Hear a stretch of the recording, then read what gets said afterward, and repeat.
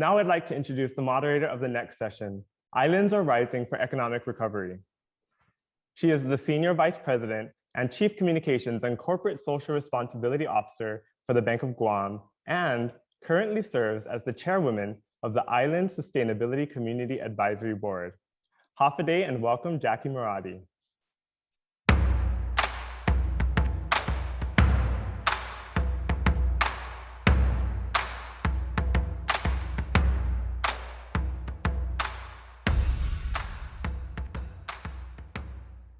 Off a day and thank you, Phil. And thank you so much to the Center for Island Sustainability for having me here today to moderate this next very exciting panel, Islands Are Rising for Economic Recovery. This past year has shown us the enormous dependence we've had on travel in our economy as everything stopped and we battled and continue to battle the ongoing COVID-19 pandemic. I'm joined today by an illustrious group of panelists who have made economic sacrifices to protect their communities, and we'll learn how they're recovering. We'll also hear how renewable energy can help us diversify our island economies. My first panelist today is His Excellency Surangel S. Whips Jr., the President of Palau. Thank you so much, Your Excellency, for being here with us today, and congratulations on your recent election and for keeping your community safe from COVID-19 pandemic. President Whips, Taiwan has supported Palau with virus and tests to keep your community safe. April 1st, you launched the Palau-Taiwan Sterile Corridor inaugural flight. Can you share with us how you were able to accomplish that with Taiwan and what it means for Palau's economy? Well, good morning, and thank you for inviting me to join this illustrious panel. And I appreciate the opportunity to share the initiatives we're trying to take to get our economy back on course. As you know, like Guam, we are a very tourist-dependent economy. In fact, when we looked at our statistics, 42% of our payroll in the private sector was impacted because of the downturn in tourism. In fact, in the past year, since we reopened the corridor, there was 0 tourists for a whole year. And that really has a negative impact on the businesses, the people, and anything we could have done anything we can do to get things back on track is critical. Palau also has medical needs, and that was one of the reasons why it's so important to have this corridor with Taiwan, is that without regular flights to Taiwan, many of our patients who need advanced care could not be treated. So back in August, when I was still running, and that's almost a year ago, when I talked to the Taiwanese ambassador, I said, why can't we open with Taiwan? Because Taiwan, as you know, has been basically COVID-free. They've contained the virus. Most of the virus has been caught at the airports. And so that dialogue began back then. But after the election in November, and during the campaign, I said, we have to do everything to get our economy back.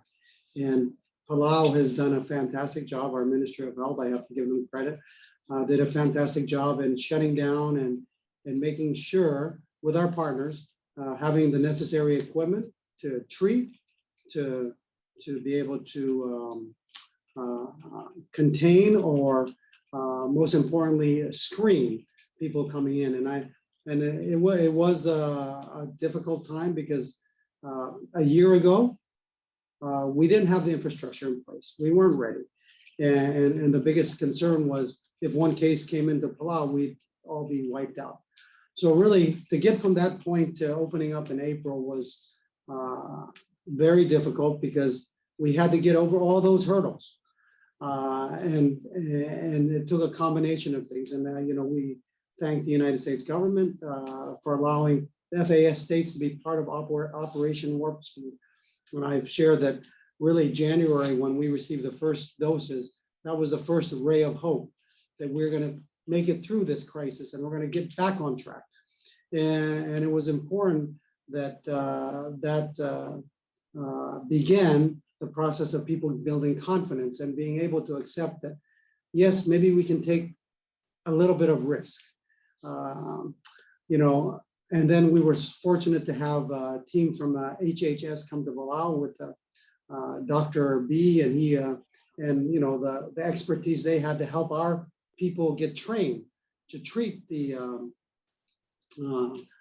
patient if we did get a COVID case, and then share statistics, data, because you know ultimately you need to make decisions based on facts, and you know just the data that was shared, I think was important was the fact that if we open a corridor or with Taiwan, the risk of getting one COVID case from Taiwan to Palau would be 1 in 4 million. So 1 in 4 million, I think we can look at maybe accepting that risk, because that's would take 40,000 flights before we had one COVID case. But of course, it could be on the first flight. But I think basically what it was to get to the point where we are, we had to look at the risk, we had to be prepared, and most importantly, establish it with a country that we know that was basically in the same situation as Palau. But you know, it takes both sides. Taiwan also is afraid of what's in Palau. So we're fortunate that the Taiwanese government back in early January was able to send a team to Palau from their Ministry of Health, their CEC. They came to Palau, they went around, they saw what we had, the infrastructure we had in place. And then they built the confidence that yes, we are truly COVID-free. They realized that we were not just testing people that came off flights, we were testing anybody that had possible other flu symptoms or that in the community. So they built Taiwan had to build that confidence that Palau was truly COVID-free. When I think when that trust was built between us, then we could really start the dialogue of where we would go. So this process of getting to this place where we are in April did not just begin yesterday. It began a long time ago, and you know it was inspiring, and you know just the enthusiasm while we were visiting in Taiwan, and the excitement of getting this going. And it hasn't been easy, because you know Palau, we still want to be COVID-free and COVID safe. So when we say sterile corridor, it means Dr. here in Palau, Dr. Cuarte, analogies says we want to make sure they're disinfected before they come into Palau, just like when you go into an operating room. So that's why we came up with a system with Taiwan, and we're fortunate they agreed to do it, that in the airport, a PCR test is done. They have to be clear that they are truly COVID-free before they get on the flight coming to Palau. And that's sterile, because they're not doing it 72 hours ahead, so they can roam around somewhere and possibly get it and get on the plane. So I think it was a combination of really a partnership with Taiwan, with the United States, and really all our development partners, in making sure that we're equipped and ready to go take the next step. So I really give credit to our Ministry of Health in Taiwan, the team from HHS and the United States government to get us to this point. And now our challenge is, how do we convince travelers to come visit Palau for 3 days, and it costs $3,000 because of all these requirements that we have. So the next step is, how do we make it more efficient? How do we make the experience more pleasant? And how do we really entice more visitors to come to Palau to get our economy back? Without a doubt, President Whips, business models are being transformed. And we're seeing that with the recent corridor that just started between you and Taiwan. And so we're watching very carefully about, again, as you indicated, strong collaborations, long months of homework in advance, and certainly strong community work to assure not only that the visitors are coming in a safe way, but also our community feels safe and they won't be threatened. So thank you. We will be watching carefully and wishing you all the best. Thank you so much. My next panelist is Sam Shinohara. Sam, you're the Managing Director of Operations for Asia Pacific at United Airlines, a board member of Guam Visitors Bureau, and the chair of its Tourism Reopening Task Force. Recently, just yesterday, United announced a number of flight resumptions. Can you tell us about the proposed reopening date of May 1st here in Guam, and also how the island is planning for that and what it means for our economic recovery? Sam? Sure. Hey, Jackie, thank you very much. And good morning, everyone. Thank you for tuning in. I really appreciate the opportunity to talk with my fellow panelists today and all of you as we move toward the much anticipated reopening of our visitor industry here on Guam. Certainly, I think everyone's aware that it's our #1 economic driver. And at United, we say we're returning to new. And here on Guam, we're actually at a pivotal moment where we can make significant changes in the way we care for our visitors and our industry workers, while at the same time protecting the environment and maximizing the resources we use to reopen the industry. In the weeks ahead, Guam's going to be in a great position to lead by example as we succeed with our reopening efforts. We're taking Palau's lead, but we know that the regional and global travel trade are closely watching us as we put the final touches on safely reopening our tourism economy for May 1st. My fellow GVB board member, Mr. Paul Shimizu, said it really nicely at our board meeting yesterday. This work that we're doing right now is too important, and we only have one opportunity to get it right. I really couldn't have said it better myself. So, it's really imperative that our approach to reopening, it's strategic, it's measured, and it's well managed because we just can't afford to fail. Economically, we've all felt the devastation after a really challenging year. In the tourism industry, one of the benchmarks of success is the number of passengers into a destination. And for United, unfortunately, that number is down more than 90% versus where we were pre-COVID. So we believe that now is a safe time for us to start welcoming visitors back. Our families are getting vaccinated. Our case rates continue to be super low. And more importantly, our community is staying out of the hospital. So it's time to get our businesses reopened, our families back to work, so they can in turn take care of their families. And our approach to reopening, it really has to be methodical. It's going to take a lot of us working together to be successful. And today I've got 3 asks, and I want to encourage all of our attendees to support our efforts by #1, getting vaccinated. We really need to meet that 50% threshold, but more importantly, we need to get to a point where we can ensure that the local population continues to be safe and healthy. #2 is please join us for our island-wide cleanup effort on April 24th, led by the Island-Wide Beautification Task Force in conjunction with Earth Week. And we hope that everyone on the call and participating in discussions can help advocate for GVB with our lawmakers and our leaders to receive the much needed funding that it needs so that we could properly rebuild, reboot, and revitalize our tourism industry safely. Jackie, there's a lot of work that's going on behind the scenes to make May 1st happen. But I think what's important is our efforts to make sure that we're doing it safely with the safety of not just our visitors, but everybody that lives here in mind, and first and foremost. Thank you, Sam. I know as obviously the president indicated that so much work goes on behind the scenes, things that we can't even see, the community can't even see. But it is so important, as you and I talked about in a meeting last week, that the community is involved, that they know what the plan is, they know how they can be part of it, and they also know, as you asked with your first question on the whole issue of vaccination, how can we help be part of that? And I think that's really important. Thank you, Sam. Yeah, Jackie, I'd just like to share that Yes. a term we use in Palau is that we're opening with care. And I think that's really the message is, we want to protect our citizens and open with care. So I think that's what United is trying to do, and all of us are trying to do in the region. So, yeah, thank you. Absolutely, sir. Without the support of our community, we will not rise and stay sustainably there. Thank you. My next panelist I'd like to introduce is Benito Wheatley. He is the British Virgin Islands Special Envoy of the Premier and Advisor on International Affairs. Benito, the British Virgin Islands recently opened its borders to international travel last December, while successfully maintaining low COVID-19 rates. Can you share with us what highlights you have with regard to the return to travel and, most importantly, the recovery of the tourism industry in the Caribbean? Thank you, Benito.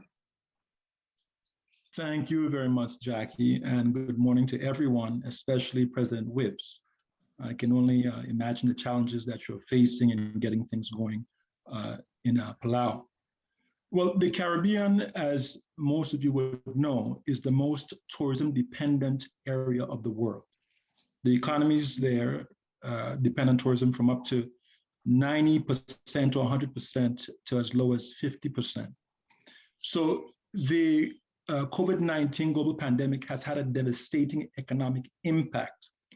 This year, it's forecasted that there will be 55% less visitors than the previous year.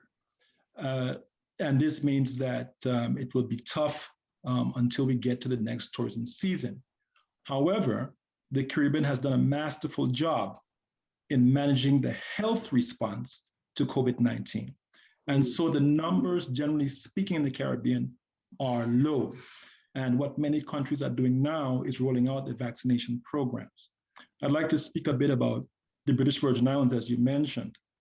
After a tough year for us, in which GDP declined by 18.9%, we made a decision in the fourth quarter of 2020 to reopen the tourism sector, which meant reopening our borders. We had a tremendous debate internally about this because 2/3 of GDP comes from the tourism sector. Many people were very anxious to get tourists back to our shores by this current tourism season. Some wanted to have relaxed requirements for entry. For example, just have a pre-test before coming to the British Virgin Islands, and then just no quarantine at all. But the government erred on the side of caution because we believe in protecting lives first. So what we decided to do was to find the right balance for us. So we did the following. We adopted very robust entry and health protocols. This involved a single point of entry into the country and out of the country. That is our international airport. Our seaports have remained closed. 2, before coming to the BVI, you have to present a negative test before, which is a PCR test. Upon entry, a rapid test, then 4 days of quarantine, and upon exiting quarantine, another PCR test. After leaving quarantine, you then have to put on a bracelet for tracking so that we know where you are in the country. And then before leaving, there's another test, PCR test, that you must take before exiting so that we do not have the persons exporting COVID-19 from the BVI to other places in the world. So we leaned heavily on a robust testing regime as opposed to a heavy quarantine requirement. By taking those steps, we are able to effectively isolate any cases of COVID before they cause the COVID spreads into the local community. And so it's been highly successful. Cases have remained very low. They were at 0 up to about a month ago. We've had a small spike, so we now have 18 cases, but it's under control, and those numbers are dropping. So we believe that it is very much possible to successfully reopen an economy, even before we had the vaccination program in place. Now, our vaccination program is meant to give greater protection to the local community and lower the risk of infection when we further open the economy. And we are going to do so.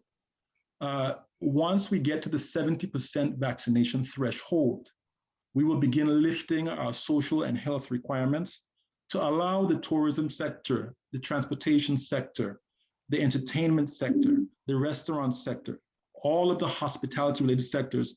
We have to relax the requirements once vaccinations are at a certain level so that those sectors can fully function.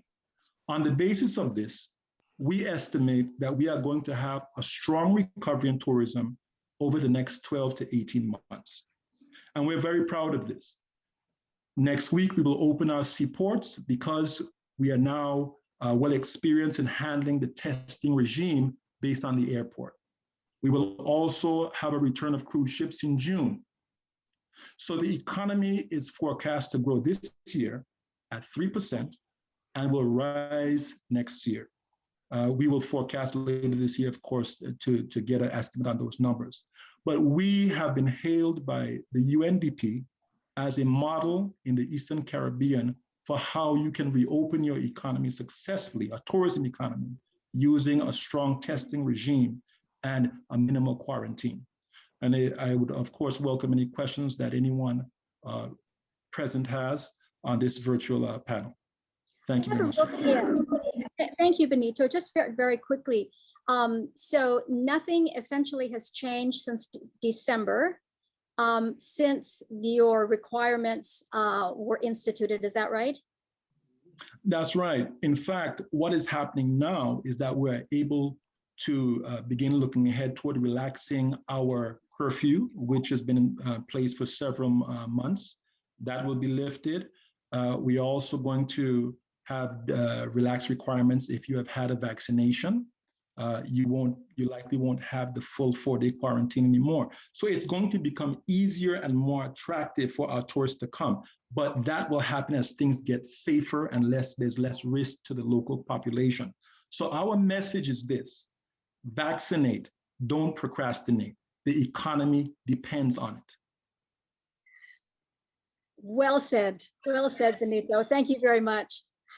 I'd like to introduce our next panelist, the Honorable Alfredo Coro II. He is the Vice Mayor, Municipality of Del Carmen, Siargao Islands in the Philippines. As a fellow member of Local 2030 Islands Network, we're so happy that you could join us today, Alfredo. Condé Nast Traveler readers voted Siargao Island in the Philippines as the best island in the world in 2019.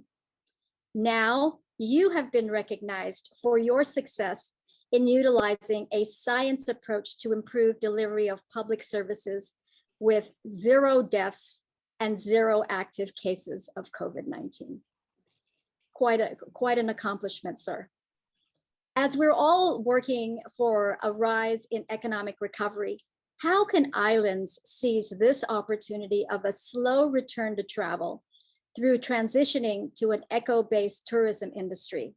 And how does Siargao recover to a thriving tourism economy post-pandemic? Vice Mayor? Thank you very much, Ms. Jackie, and to His Excellency President Whips. A pleasant good morning to everyone. First, I'd like to thank the University of Guam for the opportunity to invite me to participate in this panel. If I may state, in early 2020, all of us, wherever on this planet, had their life majorly disrupted by the COVID pandemic. And in Del Carmen and Siargao Islands, we had a total lockdown with immediate limited ability to move, to do business, which basically resulted to the immediate closure of the tourism industry. And then back then, even now, I could still remember the silence of the streets, the fear in people's eyes, and my own question of how are we to govern in this pandemic. But together with the community and the medical experts and those that earlier have shared in the panel, we focused pushing forward on what we can do with what resources we have. The early activity we did was about really managing the tourist out, repatriation of tourists. So even then, we were already trying to establish that we could handle the crisis, whatever shape and form it may be. So with them going out, the entry of our overseas workers back, the entry of stranded individuals, ensuring healthcare access for non-COVID cases was our early response. But even then, we also started preparing for recovery. As early as April last year, we're already discussing scenarios. How do we open? How do we ensure food security for the people? Locking down the island also meant limiting the supply. So we had to first fix how we could ensure that our communities will survive if we are to lock down and if we are to reopen. Looking at food security, looking at education, looking at a lot of other social aspects of governance. Together with our communities as well and the resort owners, we launched the quarantine resorts, a concept about entering, similar to what the British Virgin Islands mentioned, about entering, but what we did is quarantine because we do not have the necessary resources to do massive testing. We don't have the testing capacity. So we do quarantine. That's the quarantine resorts. You stay in a resort for 14 days. After that, you're free to roam around wherever you want to go. We converted some of our resorts into co-working spaces, allowing entry of tourists and digital nomads. And in doing so, in the middle of the pandemic, we launched an ICT industry that we were supposed to do in 2016, and we called it a barefoot ICT. So it is only islands that can do that. Imagine working in a space wherein you don't have to even wear slippers and doing ICT work. That industry can only be done by ICT, by islands. So together with this tourism industry before, we broadcasted this online, these opportunities online. We work with a lot of our locals to do a lot of online marketing. And it basically invited people to start coming in, and we jump-started our economy early. 1 year after, though, the Philippines are still in this fight of sustained economic recovery, and we have another wave of increased infections. In fact, I think we're almost hitting the top 3 now in the world. But our local economies, including Siargao, we are steadfast in our decision to balance economic recovery, access to education, and health for all as we try to build back better through nature-based solutions and ecosystem-based adaptation. So if I may call upon everyone, the donors, the government, to listen, to observe, to learn how islands are rising for economic recovery. We may be able to share a lesson or two on how we can collectively rise our larger economy as a country. Siargao is just one of the many, the 7,000 plus islands of the Philippines. After all, we are just simply a collection of islands in this planet and in this universe. So for my opening statement, thank you very much. Thank you very much, Mr. Vice Mayor. You raised an interesting point about the fact that to get to Siargao, one must travel through Manila or Cebu. I assume that's still the situation. How is that? And you raised the statistics about what's going on in the Philippines now. How is that going to mesh with the plans to reopen?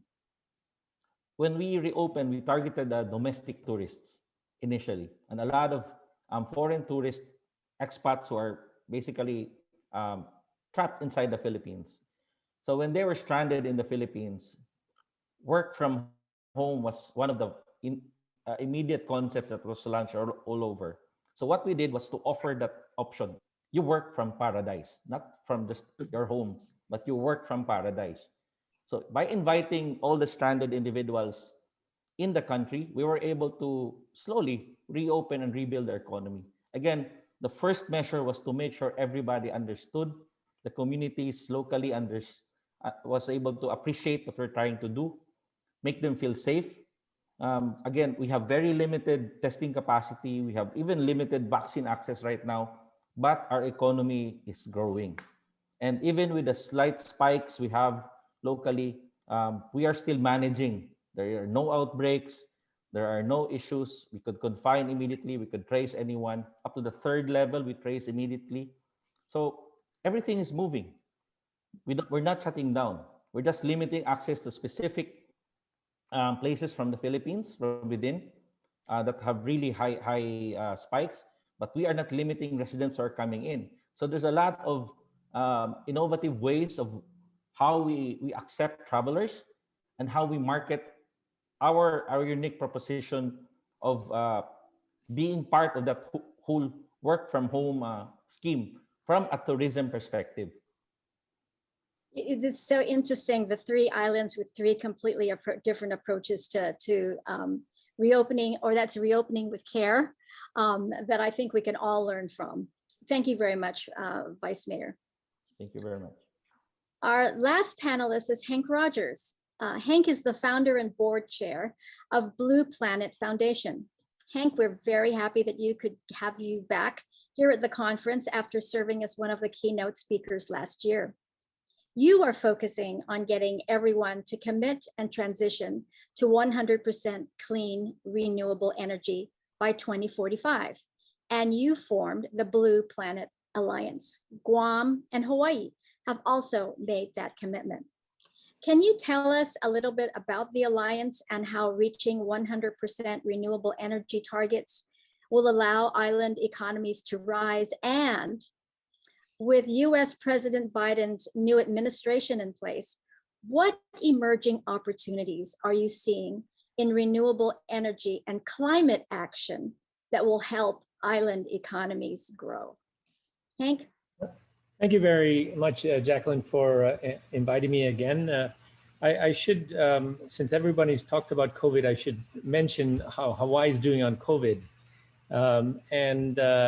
Well, first of all, it's been an up and down. You know, we're part of the United States and we're a state, and so people we can legally come to Hawaii, and we can't really stop them from coming to Hawaii.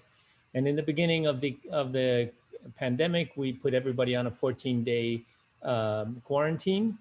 And in fact, you know, people were still coming despite that, and trying to break the rules. And we ended up arresting tourists on the beach for breaking their quarantine. So people stopped coming. And you know, I mean, why would you go to Hawaii if you had to stay in your hotel room for 14 days? But today we control it by having a 72-hour before you arrive COVID test. And I've gone back and forth between the mainland. We call it the mainland, I mean the other states. 72 hours, and then if you're in Hawaii, to go to the outer islands, you also have to take a test for within 72 hours. If you're coming from the outer islands where the COVID rate is really low, then to go to Honolulu, you don't need to take a test. So today, I would say compared to the other states in the country, we're doing really well. And because of this new regime of 72 hours testing, we have seen a boom in tourism. It is right now, we are basically maxing out in hotel rooms and car rentals. And this is this is starting like I think it's about a month ago. So Hawaii is doing really well in the recovery. Yes, of course, we are very dependent on tourism. Getting back to your question, so Hawaii, the history of Hawaii is that we spend about $5 billion a year on oil. There's 1.5 million people plus tourists. You can do the calculation how much each of us contribute to our addiction to oil. 30% goes to jet fuel. Thank you very much, Sam. So 30% goes to jet fuel, which I don't think there's much we can do about it until companies like United figure out another way of travel without traveling with fossil fuel. 30% goes to ground transportation, and 40% goes to making electricity. As a result, we have the highest electricity costs of any state in the country. And you know, basically it makes everything more expensive. It makes rents more expensive. It lowers salaries. It gives us a homeless problem because people can't make ends meet. So by having a mandate of 100% renewable energy by 2045, which we worked very hard to achieve, we see the light at the end of the tunnel. What happened since then is we found a way to, well, we created another piece of legislation which says that the utility makes more money the quicker they switch to renewables. So guess who's on our side now? They went from being our like a pain in the legislature with their lobbyists fighting against us on the mandate to all of a sudden being our best friends, and they're rushing to switch to renewable energy. So after we came up with the mandate I would say about half a year later, they came out and said, you know what, not only can we do it by 2045, we figured out we can do it by 2040. We did a back of the envelope calculation that would save ratepayers, that means the people of Hawaii and the companies of Hawaii, $7 billion over that time period. And more recently, since we passed the new legislation which allows them to make more money, they've come out with an RFP, a request for proposal, for 800 megawatts, which is half of Hawaii. And that means they're going to be halfway there in the next something like 5 years. So according to our calculations, they're on track to actually achieve this by 2035. So the Blue Planet Alliance, the idea of the Blue Planet Alliance is that we hope to help other islands with creating a mandate, because first you have to have a mandate, and the mandate can be far into the future. That's not a problem, just as long as everybody thinks, oh, this is going to happen on my island. And the second thing is we figure out how to help the utility make more money by switching to renewables more quickly. So that's what the Blue Planet Alliance is working on. We're located in New York, across the street from the United Nations. We are presently working with the SIDS countries, the small island developing states, and we are hoping that we will help them because they're the ones that have the biggest problem in the world, help the small island developing states with their mandates and with their business models. Thank you, Henk. Just real briefly on the Biden Build Back Better program with regard to climate action. Is there any comment you want to make on that? Well, of course, I mean, you know, we've just gone through 4 years of absolutely no action in this country. And so the whole Biden thing, and I fought hard to help him get reelected or get him elected, I'm sorry. And yes, this is a new page in the history of America. It means that within the country, we're going to have a booming renewable energy industry. And last I heard, Guam was still part of the United States. So I think this is going to be very useful for Guam. As far as other countries are concerned, it remains to be seen. I know John Kerry is in charge of this effort, and hopefully we will work together in trying to help other countries achieve the same goals that we are now going to set inside of this country. Great. Thank you again, Henk. I would really like to be able to take some questions, but we're pretty much nearing the end of this, and I would love to keep the conversation going because I think a follow-up is definitely in order for particularly all of you. I'm grateful for the opportunity to hear everything that you've said. Jackie, yes, Jackie, yes. I apologize, but there are two important points that I really would like to share. Yes. That I think my colleagues and the president will benefit from, and the mayor. I've listened carefully to the plans to reopen, even the current approach of Hawaii. What we learned in the British Virgin Islands is that 72 hours pre-test is not enough. Under our regime, you have to have a pre-test before, as I mentioned. We have found that we have received negative tests 72 hours before. And by the time those persons come out of a 4-day quarantine, they test positive. So that is why I would encourage my good friend, the mayor, to figure out how you can improve the testing regime. Maybe the airlines, United Airlines and others, can assist with helping to get some of those tests that you need, because the virus is very tricky. You will assume that given the pre-test, you're clear. You'll assume that the rapid test on arrival, you're clear. But we found the majority of the cases we have are from those who, after the 4-day quarantine, in other words, after 7 days, we know that you can develop the virus after contracting it before.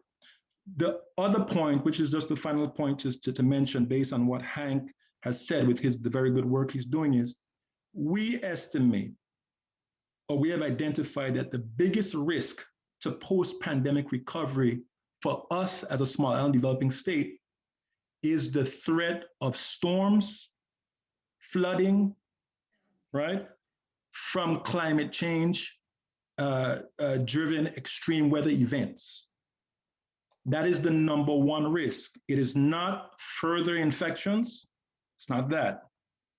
It is the risk that we face because we're in the hurricane belt, and the hurricane season begins in 2 months.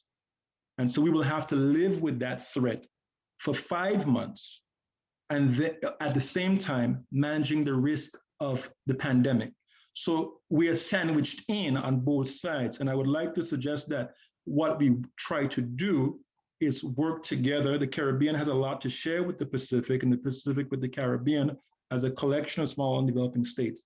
GLISPA is a great platform. We are, of course, a proud member of GLISPA, the British Virgin Islands, and we would be open to talking to our Pacific colleagues anytime. I just wanted to share that. Thank you so much, Benito, because last year, and Sam can also attest to this, we had a pretty mild typhoon season out here. And I remember as we were closing down during the summer, getting ready for the typhoon season, it was every day, oh,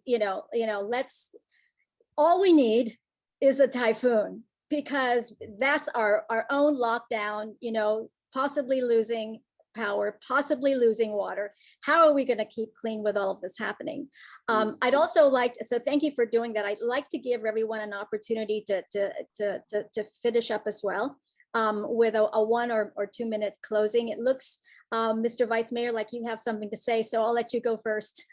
Oh, thank you, Jackie. I'd just like to respond to Mr. Benito regarding the 72 hours. Yes, it's really true. It's a risk, as he mentioned, and Hawaii should be very careful with that, and we have that as well. But as I had mentioned earlier, the key is really containment, because you cannot keep on having so many tests. It does not make sense. It's very expensive, and in balancing the risk, if you can contain the possible spread, then the risk is lower. So because we don't have the testing capacity, we focus on containment up to the 3rd layer. And in shutting down, we shut down resorts. And because we have this quarantine resort model, within the resort, you still get to enjoy, even if you're COVID positive, you're asymptomatic. If you're symptomatic, as long as you have the right health response teams, the right health protocols, it will work. But if you will be very, very strict on the border within your own country, across islands, across different regions and provinces, the economy will stagnate. And that's what we learned from last year. That's why we pushed to open our economy early. We opened our destinations as early as June. In the middle of the height of the pandemic, we opened it because we understood that containment can actually allow us to manage the movement. If the small islands, only small islands have that capacity. Urban cities cannot do that. The density of people is just too much. But islands, we have open spaces. So if we manage containment properly, then there's a lot of opportunity for people to move and be free and recover faster. Second point is in disasters. It is true. We just finished our typhoon season in the Philippines. It's really bad that we end the year and start the year with typhoons. And we have been managing it since last year. As early as May, we've been looking at disaster as a major cause for spread. So we managed it early. And even with a lot of floods and typhoons, we were able to contain the spread. What we didn't anticipate was the new variants that caused so much progress in terms of infection. But what we noticed in the variants is that it's not as severe as the previous ones. So we are able to manage our economy. We're able to manage all the other risks that are coming in by managing what we have with the resources that we have. And again, if vaccination is there, we encourage everyone to take it. We encourage everyone to work with their families, with their communities to get vaccinated. But in the end, if we don't balance, if we're too careful and too fearful, if I may, too fearful of what's happening, there is nowhere else to go. We have to innovate. We have to push forward with this pandemic. Thank you. Thank you very much, Mr. Vice Mayor. Sam, you have a closing 1 minute remark? Yeah, hey, two things just real quick, with respect to testing, I think, if there was a mechanism where we could, efficiently, kind of test in a shorter window, I think that would be a great thing. I think our mitigating response on Guam really is, the discussions with the doctors and our efforts to get the population vaccinated. And I think there's a lot of stories and studies that say, when you get to, kind of plus 50% of the population vaccinated, that the risk of spread is very minimal. But more importantly, we're keeping people out of the hospital. And that's what we need to be focused on. And that's our effort. And that's why we're comfortable with the approach we're taking and still requiring the 72-hour test. I think the other piece, and Henk, thanks for the presentation and the shout out for United's carbon emissions. I will tell you that there is hope. We are investing significant dollars with respect to green sustainability, if you will. And I think our company's made a commitment to be green, totally green by the year 2050. And we're doing a couple of things. It's reducing our carbon footprint, and we're investing in a carbon sequestration plant. So basically, burying all of our carbon emissions into the ground so they don't come back up and impact the environment negatively. And we're also the only airline right now that has a significant investment in a biofuels company. And so, I think 30% of our fleet is running on biofuels right now. And so, we hope to find a way to make that, to increase that footprint in that realm. But, we're trying to do our part to be a good steward of the environment as we know that we tax the resources for sure. But we also understand that the things that we're moving in the belly of our airplanes are pretty vital as well. So there's a balanced approach there. And so we'll get there. It's just going to take us a little bit. So. Thank you, Sam. I'll hand it to Henk before I give the final word to President Whips. Henk.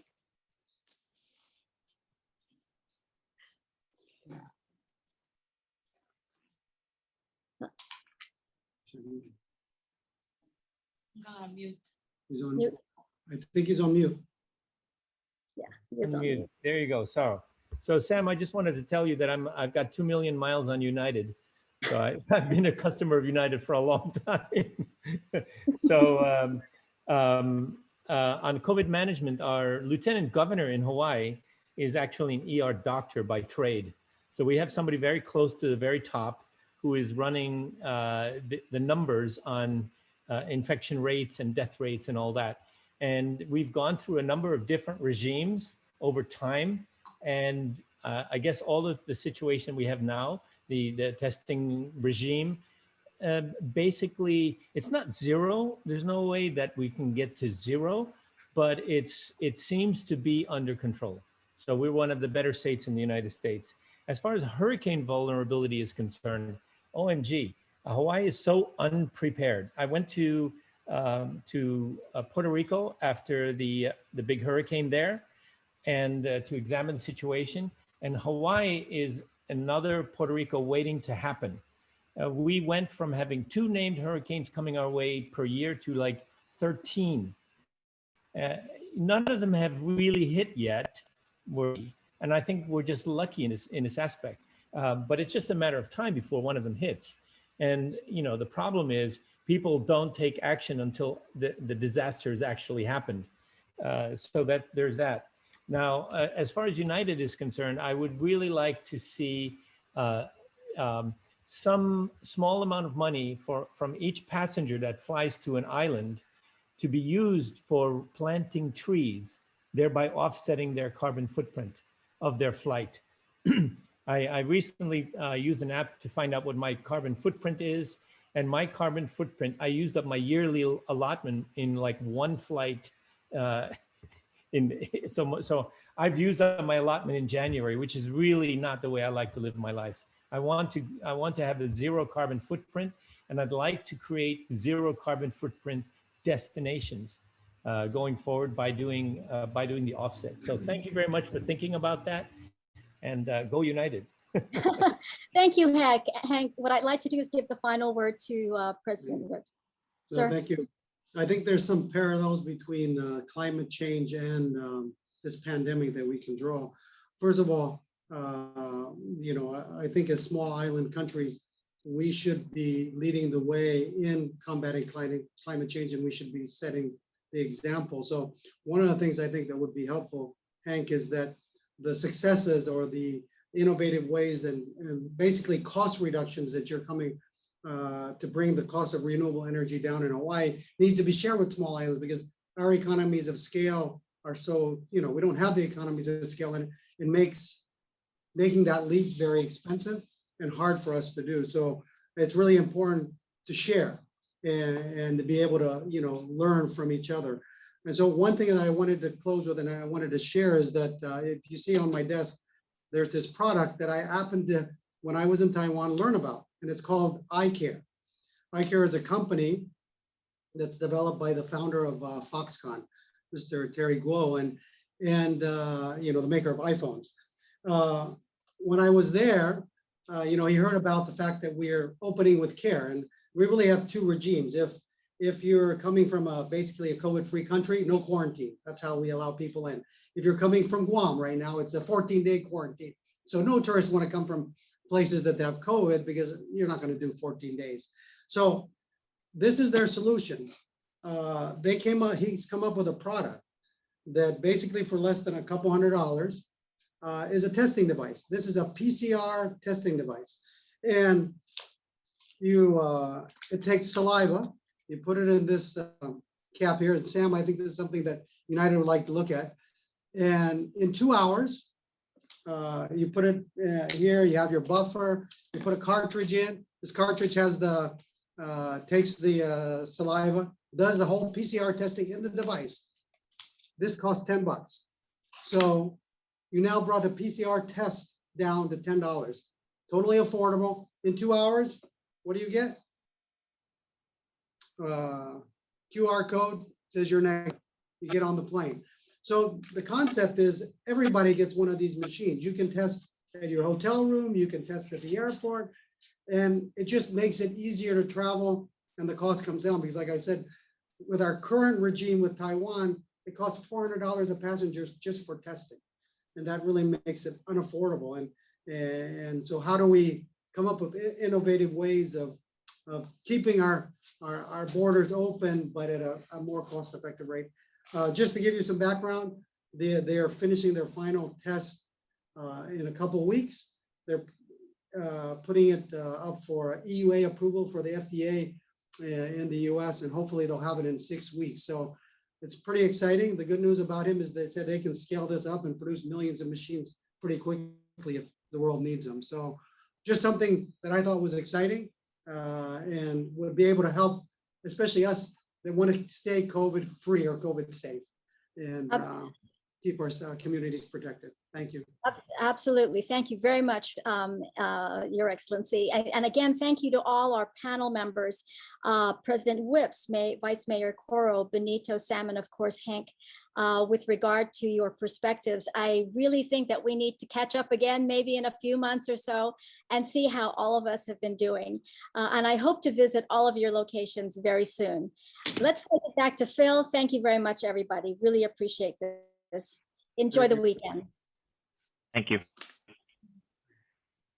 Sidus Maasi, Jackie, and panelists for your work in advancing UN Sustainable Development Goals, number 7, affordable and clean energy, and number 8, decent work and economic growth.